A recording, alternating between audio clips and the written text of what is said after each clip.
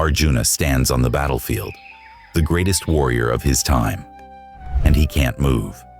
His hands are shaking, his knees give up, his mind is confused, his soul is crushed. This isn't weakness. This is what happens when everything you believed about life stops making sense at once. If you're confused about your direction, your decisions, or your purpose, this moment is where the Bhagavad Gita begins. And that's not an accident. Most confusion doesn't come from lack of intelligence. It comes from overload. Too many expectations, too many identities, too many voices telling you who to be. Career, family, morality, success, peace, all pulling in different directions. You try to think your way out, but the more you think, the heavier it gets.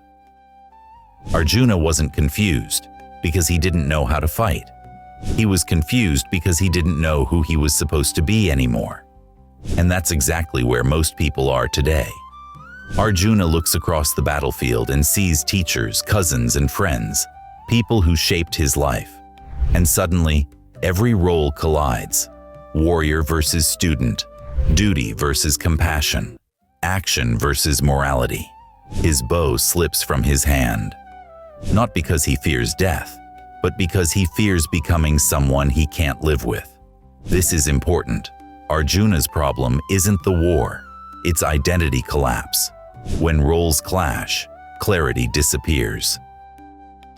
Arjuna tries to solve the problem from inside the storm. He moralizes while overwhelmed. He intellectualizes while emotionally flooded. He calls avoidance compassion. He calls fear wisdom. This is subtle, but critical. When the mind is hijacked by emotion, even good values get distorted. Most of us make the same mistake. We search for life answers without first stabilizing who we're standing as. Krishna doesn't rush to fix the situation. He doesn't validate the panic. He doesn't offer comfort. He pauses. Then he dismantles Arjuna's assumption.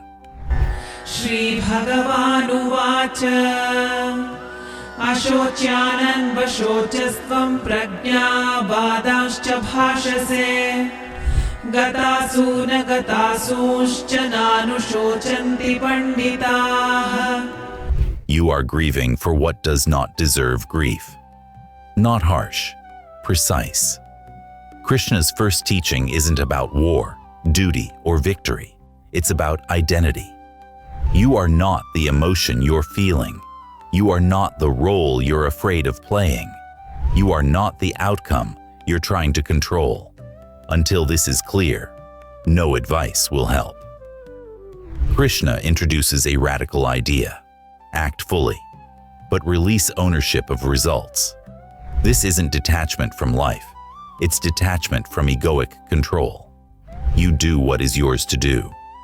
Not because it guarantees success, not because it feels good, but because it is aligned.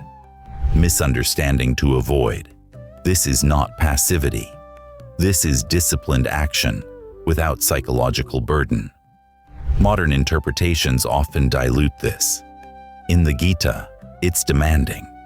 Confusion exists when too many identities are competing for control.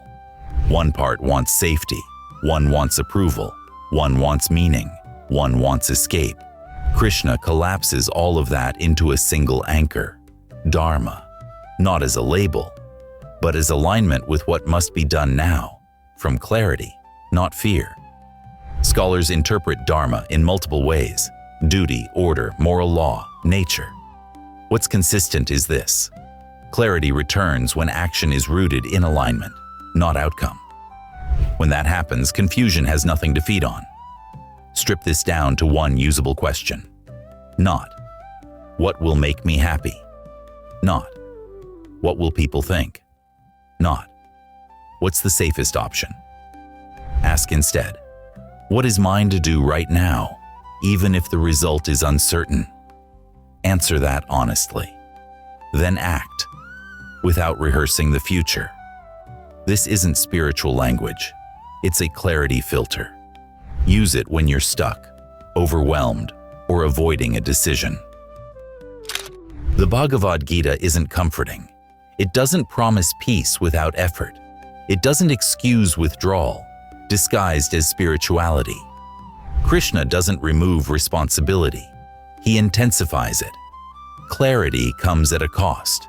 You lose the ability to hide behind confusion. That's why this text still unsettles people.